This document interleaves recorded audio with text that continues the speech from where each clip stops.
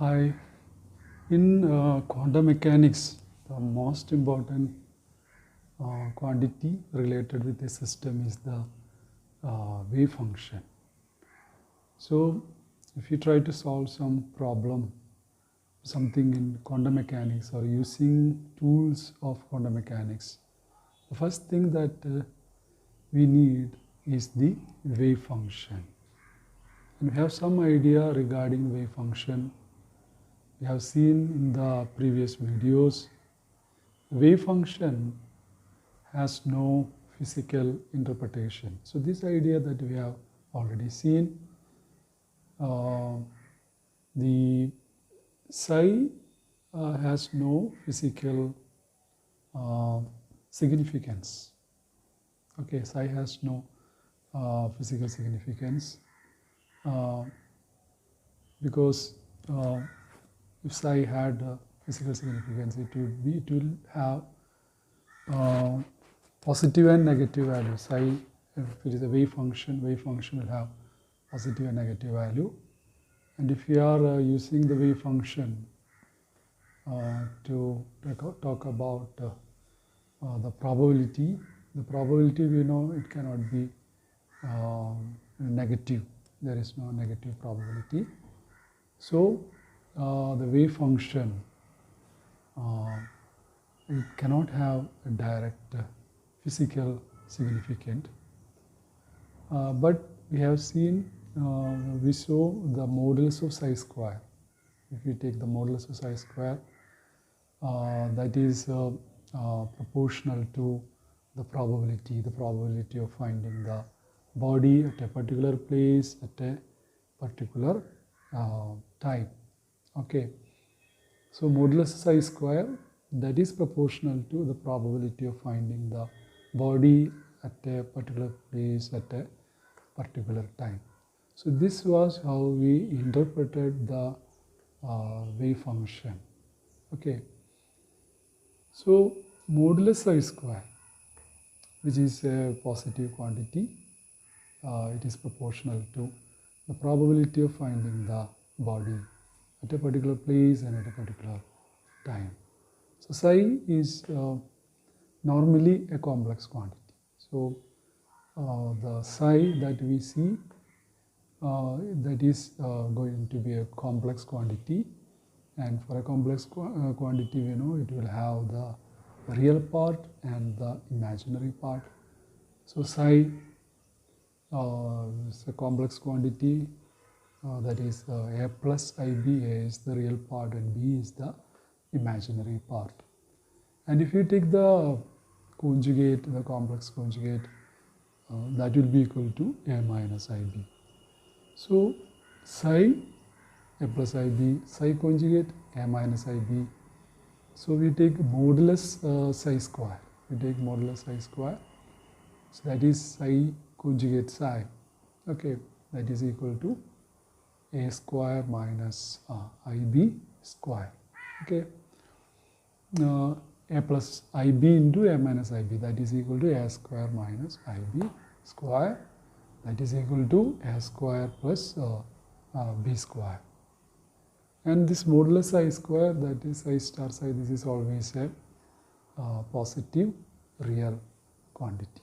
Okay, modulus psi square is a positive real quantity. Now that's all about the wave function, the most important thing, the most important quantity that we need in quantum mechanics to start solving the problems using the different tools of the quantum mechanics. So psi is there and modulus psi square is the probability. Now we want to the normalization. It's a very important concept regarding the wave function. It actually comes from the probability, the idea of probability. We know modulus psi square is a probability. Okay, in the last section we were telling the modulus psi square is proportional to probability, but we are taking that proportionality constant as equal to 1. So modulus psi square is equal to the probability of finding a particle at a place at a given time. Okay, at a place at a given time. Psi, is a function of position coordinates x, y, z and time. Okay, so modulus I square now gives you the probability for finding the body particle at a particular location at a particular time. Okay, so modulus I square is probability. Then probability P, we know the total probability is always 1. Okay, so if you take minus infinity to plus infinity, P dV, okay, actually P here is a probability for finding the particle in a particular location at a particular time.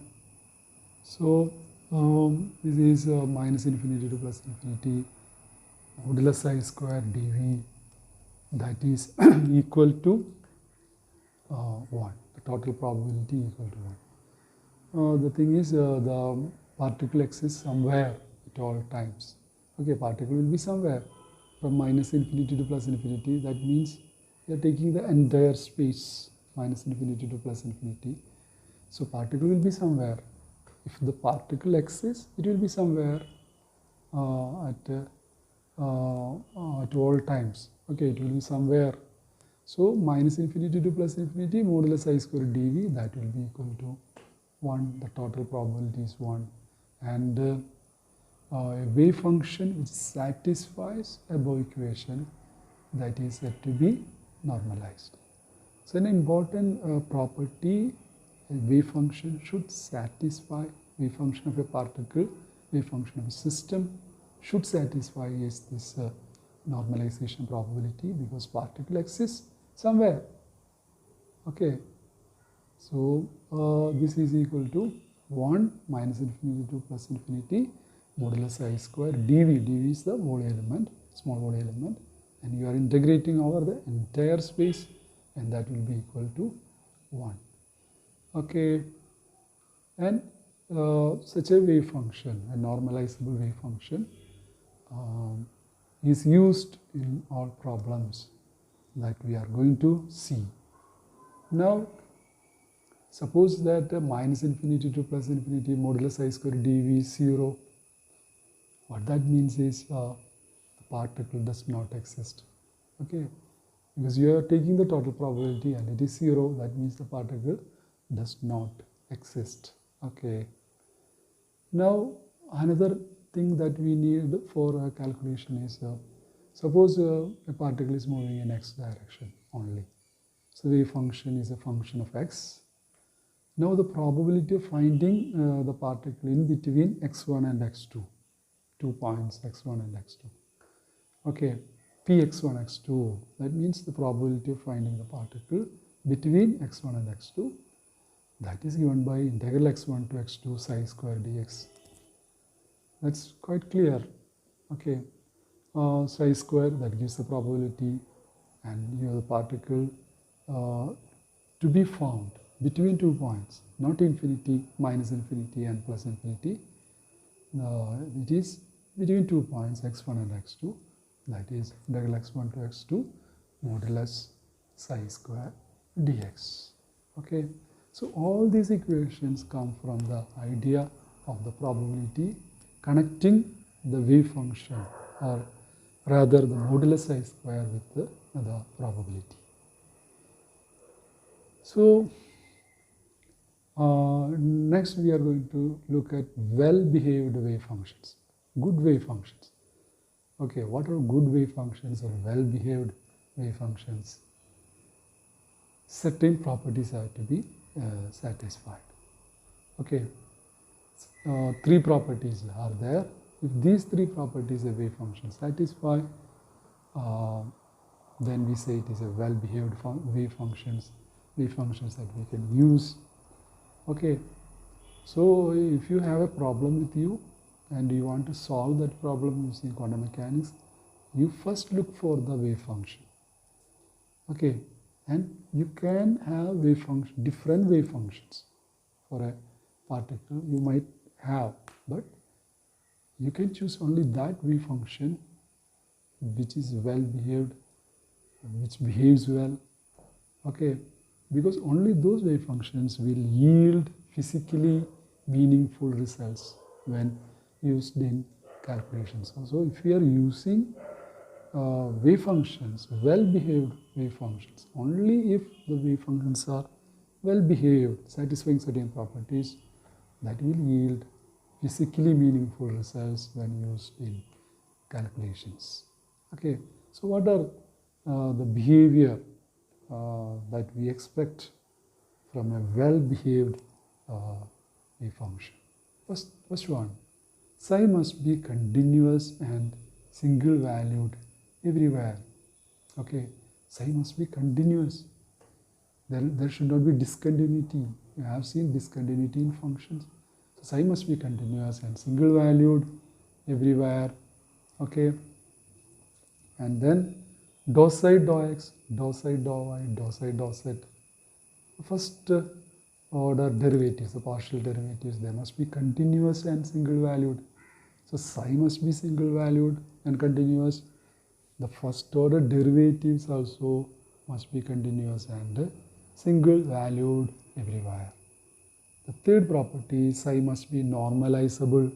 Okay, psi must be normalizable, which means psi must go to 0 as x tends to plus or minus infinity, y tends to plus or minus infinity, and z tends to plus or minus infinity. The idea is the psi must be 0 at infinity. Okay, infinity is the point, theoretically the point up to which the space extends. So there it must go to 0. Okay, because you are integrating from minus infinity to plus infinity for this normalization condition, minus infinity to plus infinity modulus I square dv equal to 1. Okay, you are integrating from minus infinity to plus infinity modulus I square dv equal to 1, because particle exists in between this minus infinity to plus infinity. If psi does not become 0 at plus infinity and minus infinity, that means the wave function or probability for finding the particle is extending beyond plus infinity, minus infinity, and that is, that is meaningless. And you will not get minus infinity to plus infinity modulus I square dv as equal to 1. The normalization condition will not be satisfied. So wave function must go to 0 as x, y, z tends to plus or minus infinity. So if a wave function, if it has to yield, if it has to give physically meaningful results when used in calculations, the wave function have to satisfy these three properties. Okay, and then we say that wave function is a well-behaved wave function. Okay.